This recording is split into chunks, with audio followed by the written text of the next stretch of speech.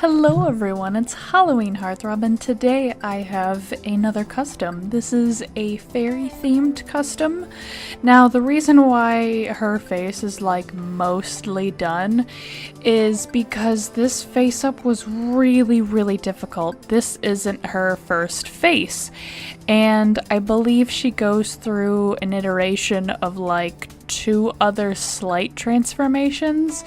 So this was the only footage that I actually had of it. I know I'm so terrible. I'm still trying to get used to filming my customs because the way I do it is very spur of the moment. So it's kind of hard for me to, break away from my artist drive to actually film, but I am trying to get better at that. I believe the next custom that you guys will see should have the whole process. I don't know if I filmed the clothing. Anyways, we're not talking about that one. But this doll, just kind of happened. A lot of my dolls, or most of my dolls, are very planned out, and I have an idea, and I plan it out in my journal, and then I do it. But this one was just kind of like, I want to do this doll, so I did. Right now I was wiping off her blushing, which I guess in the end doesn't matter because the whole top half of her face is going to be covered in red, and then I go over it again and then I fix the eyes.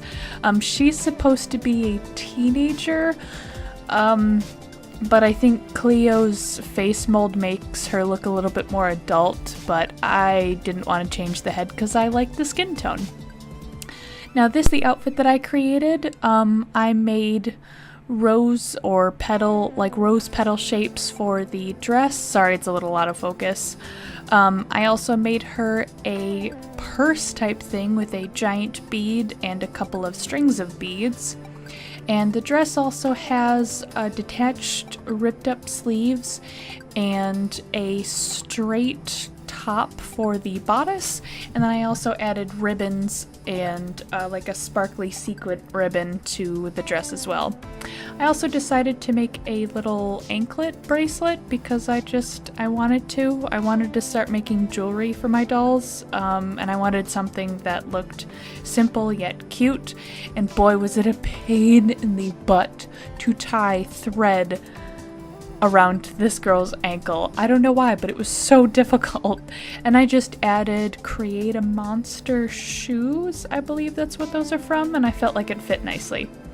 I did something very stupid that I do not suggest anyone does, and I burned the edges of the fabric because I wanted her to be like a fire fairy. Underneath the dress is kind of like a petticoat where I used yellow and orange tulle. I also gave her little red bloomers. You can't really see them, but the front of the dress is kind of pushed up a little bit, so occasionally you can see up her skirt. I closed the whole thing with a snap, and I think I also burned the edges of the ribbon too, just to kind of keep it, and I took a scrap fabric for the bow. Because she is a fairy, she needs wings, so all I did was I took a printed picture of some costume wings and put it in a Ziploc bag. I used floral wire and puffy paint, Mod Podge, glitter Mod Podge, and tools to handle the wire.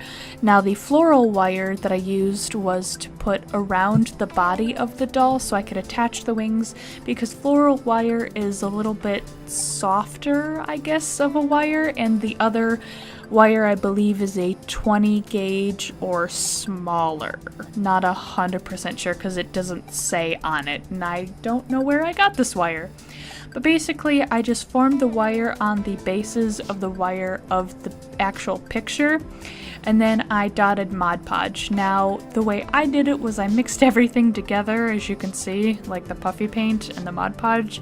To get a better, more clean look, I think you should do a finished layer of Mod Podge first and then add paint so you can do more like detail work. Mine just is kind of like a swirly mess. Now, because I didn't like drill a hole in the doll, the wings are kind of floating away from the doll. So what I had to do, like dolls with, like Monster High dolls with tails, I have a little separation between the snap and the like closure of the dress, like where I sewed it up.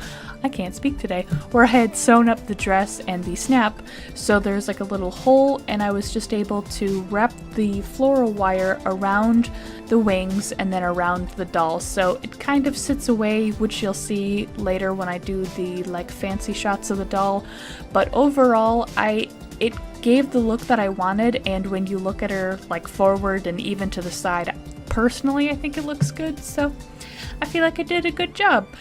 For this, you'll definitely want to wait a couple of hours for it to dry, but because it's all mixed together and Mod Podge is a pretty fast drying glue, it shouldn't take as long as like the puffy paint.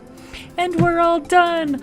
Unfortunately, in these shots, I kind of went too fast. I'm still trying to figure out how to properly film my dolls like this in the end, but I did do a lot of skin texturing, which if you follow me on Instagram, you'll be able to see.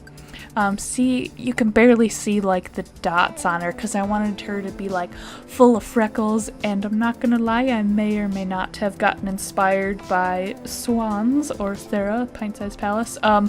Also, I did it because it was an accident, and it just happened to be a happy accident.